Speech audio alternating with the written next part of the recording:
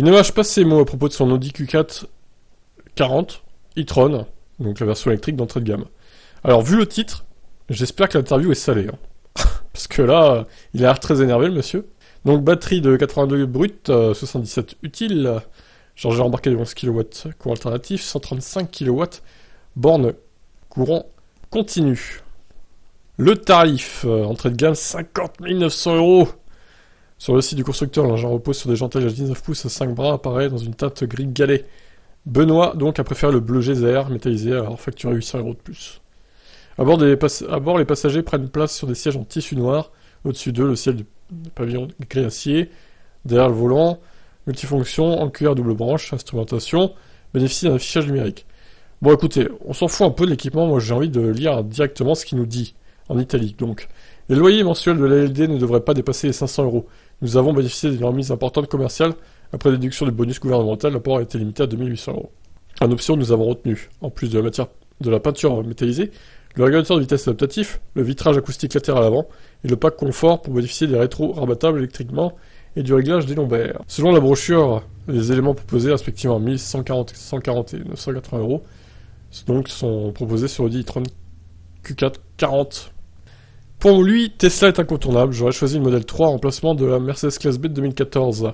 Mais il s'agit à la base du véhicule de fonction de mon épouse. Elle n'aime pas l'absence de boutons sur l'américaine. Le côté dépouillé est ce qu'elle estime être la finition super cheap de cette voiture. Ah, super cheap, n'abusons pas non plus, ils sont améliorés Tesla.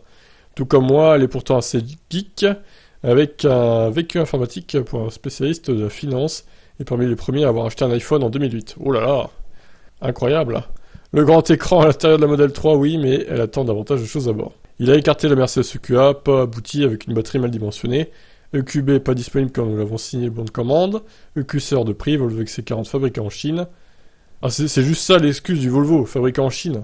D'accord. Renault Mégane E-Tech, coffre trop petit. D'accord. Ouais, il est pas si petit que ça, le coffre de la Mégane quand même. Globalement, je suis extrêmement content de l'Audi Q4 40 e-tron et j'en verrai pas d'autres qui seraient mieux pour nos besoins. Qui aime bien Châtiment, c'est tout à fait cet esprit que notre lecteur a dressé une liste assez impressionnante de points négatifs. Alors voyons. À commencer par un regret suite à une incompréhension liée à un équipement du modèle mis à disposition. Pour avoir la ventilation à l'arrière, il faut prendre la climatisation Trizone, qui est très chère, 810 €. Nous sommes en Gironde, nos filles souffrent de la chaleur. Pour une marque premium, c'est quand même limite. Il met dans le même panier l'absence d'éclairage au niveau du miroir de courtoisie et la possibilité d'étendre le pare-soleil quand on le positionne sur le côté. Voilà, ça c'est vraiment du détail, désolé, mais là, encore la clim à l'arrière, pourquoi pas. Mais qu'est-ce qu'on s'en fout du miroir de courtoisie, excusez-moi. Pour cette dernière fonctionnalité, l'économie réalisée par le constructeur ne dépasse certainement pas les 20 centimes d'euros. C'est un domaine que je connais bien. La boîte à gants en plastique fait très cheap, avec un bruit de fermeture style Dacia. C'est la même chose avec le coffre, qui n'est pas électrique. Il n'y a certainement pas eu de proto dans cette version, sinon ça ne serait pas passé comme ça. Alors, dysfonctionnement, notre Q4 dans un garage fermé. Quand on ouvre le coffre, 4 fois sur 5, on a un message d'erreur au tableau de bord qui indique un problème de recharge, alors que la voiture n'est pas branchée. Sympathique. Lorsque je conduis sur autoroute, comme sur départemental, j'ai un message très gênant qui me demande de mettre les mains sur le volant, alors qu'elles y sont, et que ma voiture n'a pas l'aide de matière dans les lignes. Le Fort Bip qui est alors émis réveille les enfants à l'arrière. Sur un trajet Bordeaux-Nîmes de 500 km, j'ai ce message au moins 10 fois. C'est aléatoire, je ne comprends pas pourquoi, surtout pour une voiture de ce prix. J'avoue, il y a un problème, L'application MyAudi est très limitée, on peut juste voir l'état de charge, la connexion ne fonctionne qu'une fois sur 2, il faut 1 minute pour lancer la clim à distance. C'est lié à l'endormissement du calculateur. Il pourrait y avoir une animation sympa pour faire comprendre que ça va se lancer, l'ergonomie est minable à ce niveau. Ok. Pour l'infodivertissement, mon profil est enregistré sur internet, au début ça marchait, maintenant, une fois sur 2 ça ne marche pas, et je perds tous mes favoris. Par ailleurs, le système Plug and Charge, qui devait permettre de lancer la charge dans les stations Unity, sans avoir à s'identifier, ne fonctionne pas. Putain, mais regardez l'écran, il est tout petit en plus. 50 000 € ça ? Ouais, c'est poubelle, franchement. Je ne comprends pas que le mode B pour maximiser la régénération ne soit pas suivi par défaut. Et pourquoi le réglage saute à chaque nouvelle utilisation du véhicule. Il manque un système One Pedal qui permettrait de conduire et d'immobiliser la voiture rien qu'avec l'accélérateur.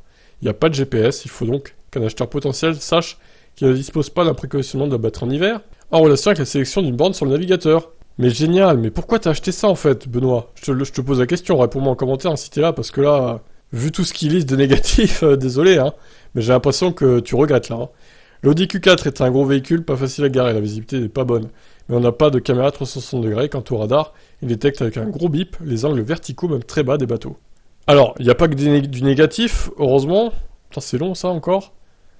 Quel que soit le régime du moteur, on n'entend jamais. L'Audi Q4 e-tron est vraiment très silencieuse avec peu de bruit d'air. Grâce au vitrage feuilleté, ils n'apparaissent qu'à partir des 110 km/h. En revanche, les bruits de roulement ne sont pas totalement filtrés. Entre Narbonne et Béziers, on entend les chocs provoqués par les joints de dilatation dans la chaussée. La puissance de la motorisation est très bonne, en dépit du poids de la plateforme MEB. Le confort général est bon, on est vraiment bien dans cette voiture. Pour la ligne extérieure, c'est une vraie Audi. À côté, le design de la Model 3 est un peu fade. La version de base du Q4 est presque mieux que les autres à plusieurs niveaux, déjà avec le sélecteur de marche sans satiné plutôt que le salissant piano black, mais aussi pour le coffre qui n'a qu'un seul double fond et permet de mieux loger les bagages. Je note une autonomie réelle de 540 km l'été sur les routes départementales et 360 sur autoroute à 230 km/h, d'où un seul arrêt pour la recharge entre Bordeaux et Nîmes. Il se peut que les chaleurs caniculaires soient propices à réduire la conso de cette vitesse. La densité de l'air étant moindre à 40 degrés, les frottements aérodynamiques sont donc moins importants qu'à 20. Alors, ouais, 40 degrés, la voiture apprécie pas trop la canicule non plus. Hein. Faut pas que ça soit trop chaud non plus. Hein. Pour moi, 25-30 c'est maximum hein, pour optimiser la conso. Hein. Au-dessus, ça va faire comme s'il faisait froid en fait. 40 degrés, ça fait comme s'il fait 10 ou 15 en vrai. Hein. Sur presque 6600 km, la conso moyenne s'élève à 18,1 kWh au 100. La moitié a été effectuée sur autoroute à 130 km/h avec 4 personnes et le coffre plein. La clim réglée à 24 ou 25 par une température extérieure entre 35 et 40. Ouais, ok, bon, c'est une jolie conso, c'est vrai. C'est pas la conso de l'Audi e-tron premier du nom, qui est un gouffre, qui est totalement raté à ce niveau-là. Ils ont bien corrigé le tir, heureusement. Et la recharge, sur les chargeurs Unity, j'ai jamais dépassé les 125 kW. En revanche, sur une borne neuve EVBox, j'ai observé 135, avec 38 degrés. Mais j'ai dû m'y reprendre 5 fois pour faire démarrer la recharge. La chimie de la batterie aime également ces températures, elles permettent d'obtenir les puissances maximales immédiatement pour la charge rapide. A noter aussi que la résistance électrique du cuivre diminue avec la chaleur. Il y a donc moins de pertes par effet Joule, c'est-à-dire de dissipation d'énergie par réchauffement des conducteurs électriques par rapport à une température de 20 degrés. Très bien. Bon, alors moi je note qu'il y a beaucoup plus de points négatifs que de points positifs. Point positif, la conso, ok, la recharge, ok, correct. Le fait que le sélecteur soit en satiné plutôt qu'en piano black, bon, c'est un peu du détail ça, désolé. Hein. Est-ce que c'est vraiment un point positif? Pas sûr. Bon, pour moi, tout ce qu'il me dit là, si j'avais pas de VE, bah j'achèterais pas un Q4 e-tron d'entrée de gamme, quoi. Hein. Ça me donne pas du tout envie, hein, ce qu'il me dit là. Hein. Désolé. Hein. Donc là, il vient de faire une sale pub à Audi et à ce Q4 e-tron. Donc je ne sais pas s'il y en a qui me suivent, vous avez ce véhicule, qu'est-ce que vous en pensez de son interview? Et sinon, aux autres, bah écoutez, est-ce que ça vous donne envie d'acheter un Q4 e-tron d'entrée de gamme? Tout ce qu'il a dit là. Parce qu'il l'a bien défoncé quand même. Hein. Mais bon, apparemment, c'est le meilleur choix qu'il pouvait faire, donc écoutez, il en est content quand même, ça veut dire. Allez, ciao ciao.